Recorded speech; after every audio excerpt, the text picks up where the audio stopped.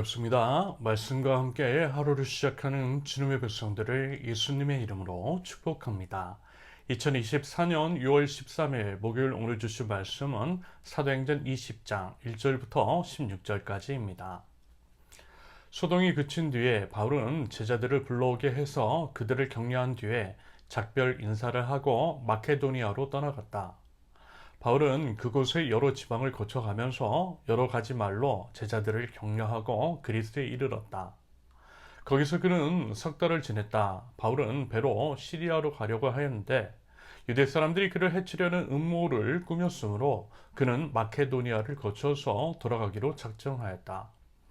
그때에 그와 동행한 사람은 브로의 아들로서 베레아 사람 소바더와 데살로니가 사람 가운데서 아리스다고와 세군도와 더베 사람 가이오와 디모데 그리고 아시아 사람 두기고와 두모비로였다. 이들이 먼저 가서 드로아에서 우리를 기다리고 있었다. 우리는 무교절 뒤에 배를 타고 빌립보를 떠나 닷새말에 드로아에 이르러 그들에게로 가서 거기서 이레 동안을 지냈다. 주간의 첫날에 우리는 빵을 때리고 모였다. 바울은 그 다음날 떠나기로 되어 있어서 신도들에게 강론을 하는데 강론이 밤이 깊도록 계속되었다. 우리가 모인 위층 방에는 등불이 많이 켜져 있었다. 유두고라는 청년이 창문에 걸터 앉아 있다가 바울의 말이 오랫동안 계속되므로 졸음을 이기지 못하고 몹시 졸다가 3층에서 떨어졌다. 사람들이 일으켜보니 죽어 있었다. 바울이 내려가서 그에게 엎드려 끌어안고 말하기를 소란을 피우지 마십시오. 아직 목숨이 붙어 있습니다 하였다. 바울은 위층으로 올라가서 빵을 떼어서 먹고 나서 날이 새도록 오래 이야기하고 떠나갔다. 사람들은 그 살아난 청년을 집으로 데리고 갔다. 그래서 그들은 적지 않게 위로를 받았다. 우리는 배에 먼저 가서 배를 타고 아소를 향하여 떠났다. 우리는 거기에서부터 바울을 배에 태울 작정이었다. 바울이 아소까지 걸어가고자 했기 때문에 그렇게 정한 것이었다. 우리는 아소에서 바울을 만나서 그를 배에 태우고 미둘레네로 갔다.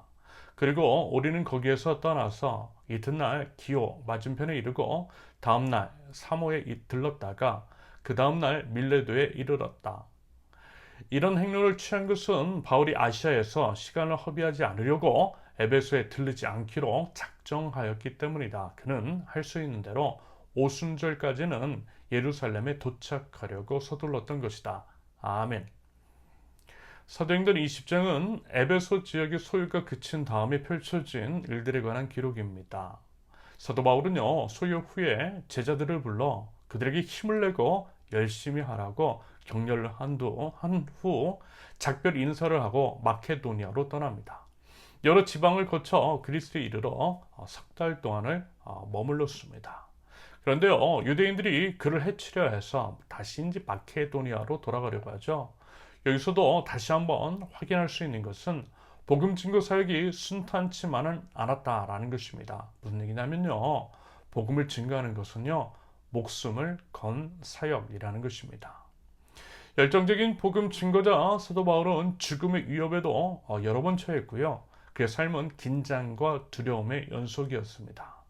여러분 이처럼요, 복음의 전도자들, 우리 이제 신앙의 선배들은요, 목숨을 걸고 생명의 복음을 증거했습니다. 그래서 그 복음이 우리들에게까지 전해졌음을 우리는 기억합니다. 그러므로 우리 주 예수 그리스도의 십자가 보혈, 그 위대한 죽으심과 부활하심을 기억하고 감사하는 것은 물론이고요. 사도 바울을 비롯한 여러 우리 신앙의 선진들, 생명을 걸고 복음을 전했던 복음 전도자들에게 여러분 감사의 마음을 가질 수 있기를 바랍니다. 그 보배로운 복음을 우리도 이제 힘써 말과 삶으로 전할 수 있기를, 그리하여 하나님 나라 백성인 우리를 통하여 아름다운 하나님의 나라가 이 땅에 속히 세워질 수 있기를 기대합니다. 사절에는 사도 바울과 아시아까지 이제 동행한 여러 사람들의 이름이 등장합니다. 사도 바울과 누가 5절과 6절에서 이야기하고 있는 우리는요, 사도 바울과 누가를 이제 가리킵니다. 아무튼 이제 그들은 나중에 이제 드로아에서 그들과 이제 합류하게 되는데요. 여러분 아마 이런 말을 들어보신 적이 있을 것 같아요. 멀리 가려면 함께 가라. 멀리 가려면 함께 가라. 오래전에 나온 책 제목이기도 한데요. 결국 이런 게 아닐까라는 생각이 들어요. 복음을 전해야 할 곳이 많이 남아있고, 그래서 이제 계속해서 아름다운 복음, 증거, 사역을 수행해야 하기 때문에 함께하는 동역자들이 더더욱 중요했을 것이라는 것. 그래서 이제 비록 사도 바울의 복음 증거의 이제 삶이라는 것이 험난하고 또 힘든 것이었지만, 그럼에도 그나마 이제 잘 버텨낼 수 있었던 것은 바로 이제 그와 같은 동역자들이 함께했기 때문이 아니었을까라고 하는 생각도 해보게 됩니다. 여러분, 우리도요, 우리의 관계도요, 꼭 그러할 수 있기를 기대합니다. 그래서 이제 멀리 우리 이제 하나님 나라까지 두 손 꼭 잡고 함께 나아갈 수 있기를, 그렇게 이제 함께 걸어가면서요, 서로를 위해서 기도도 해주고 지켜주고 이끌어줄 줄 아는 우리 이제 세원교회 공동체 될 수 있기를 바랍니다. 이어서 드로아에 모인 성도들은요, 하나님을 예배하기 위해서 모였어요. 성도들은 떡을 떼었고 사도 바울을 통해 말씀 강론을 들었습니다. 그런데요, 아마도 이제 말씀 강론 시간이 상당히 길어졌던 것 같습니다. 7절, 그들에게 강론할세 말을 밤중까지 계속하며. 아무래도 이제 역시 7절에서 바울이 이튿날 떠나고자 하여 라고 하는 수식어가 있는 것으로 보아 이런 마음이 아니었을까라고 하는 생각을 하게 됩니다. 두 번 다시 돌아오지 않을 기회일 수도 있으니 자신이 알고 있는 모든 것들을 다 쏟아놓고 다 가르쳐주고 가려고 했던 것이겠죠. 아낌없이, 후회 없이, 남김없이. 결국 그것은요, 사랑입니다. 사도 바울의 성도들을 향한 사랑, 여러분, 그 아름다운 마음이 느껴지시죠? 저와 여러분들에게도 서로를 향한 그 사랑의 열정이, 아낌없는 그 사랑이 가득할 수 있기를 바랍니다. 그런데요, 문제가 하나 생깁니다. 그것은 유드고라고 하는 청년이 깜빡 졸다가 3층 난간에서 떨어져서 죽어버렸기 때문입니다. 그래서 이제 사도 바울은 내려가서 이제 유드고에게 엎드려 끌어안아요. 그리고 이제 아직 살아있다라고 하는 말을 합니다. 여러분, 분명히 방금 전에는 죽었다라고 했는데 사도 바울이 엎드려 안았을 때 목숨이 붙어 있다라고 말을 해요. 물론 이제 애초에 사람들이 유드고가 죽은 것으로, 아직 이제 살아있지만 죽은 것으로 오해한 것일 수도 있지만, 사도행전의 저자가 누가이고 누가의 직업이 의사라고 하는 점을 감안한다면 여러분, 유드고는 정말 죽었었고요, 사도 바울을 통해서 하나님께서 다시 그를 살려주신 것으로 해석하는 것이 맞는 것이겠죠. 결국 하나님께서, 생명인지 주관자이신 하나님께서요, 유드고와 사도 바울과 모든 성도들을 사랑하셔서 놀라운 이적을 일으켜 주신 것으로 이해가 가능할 것 같습니다. 하나님을 사랑하는 공동체, 하나님의 말씀을 사모하며 서로 뜨겁게 사랑하고 하나님 안에서 세워져가는 공동체에 특별한 은혜를 주셨던 것입니다. 그래서 이 사건, 즉 유드고가 죽었다가 다시 살아난 것을 통하여서 12절의 기록을 보니 성도들이 많은 위로를 얻었다라고 합니다. 이 일을 통해 사람들은요, 우리가 믿는 하나님이 정말 살아계신 하나님이시라는 것을, 하나님의 그 실체와 능력을 체험했기 때문에 위로가 되었던 것이고요, 격려가 되었을 것으로 추정됩니다. 그것을 통해 당연히 이제 성도로서의 자신감도 가졌겠죠. 여러분, 제가 우리 이제 세우는교회가 세워져가는 과정 가운데에 부인할 수 없는 하나님의 역사하심에 대해서 자주 언급을 드리는 이유도요, 결국 이 때문입니다.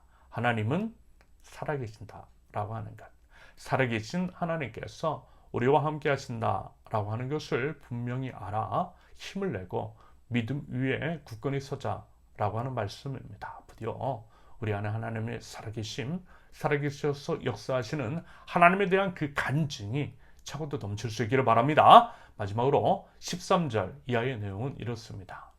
아소에서 미둘레네로, 미둘레네에서 기오로, 기오에서 사모로, 그리고 밀레도까지 이르렀다라고 해요. 그러면서 주목해야 할 단어는 이것입니다. 16절을 보면요, 이런 표현이 등장해요.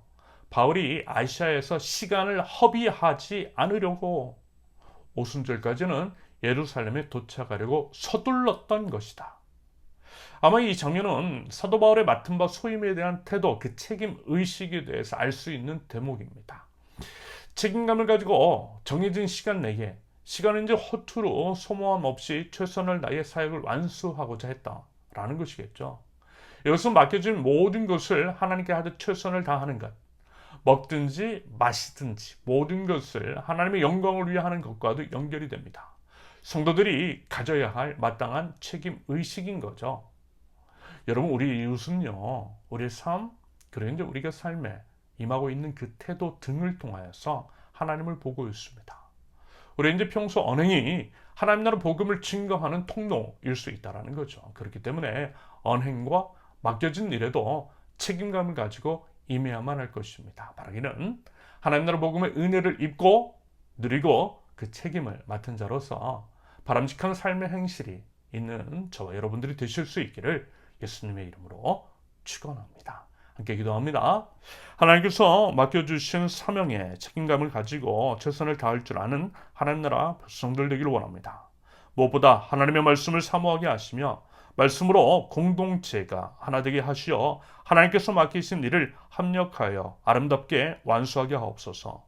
서로 모이기를 힘쓰며 서로를 위로하고 격려하는 사랑의 공동체, 살아계신 하나님의 역사하심에 대한 그런 간증이 차오르 넘치는 세우는길 공동체 될 수 있도록 하나님 은혜를 더하여 주시옵소서. 예수님의 이름으로 기도합니다. 아멘. 하나님께서 오늘 주신 말씀과 각자의 기도 제목을 놓고 우리 잠시 기도합니다.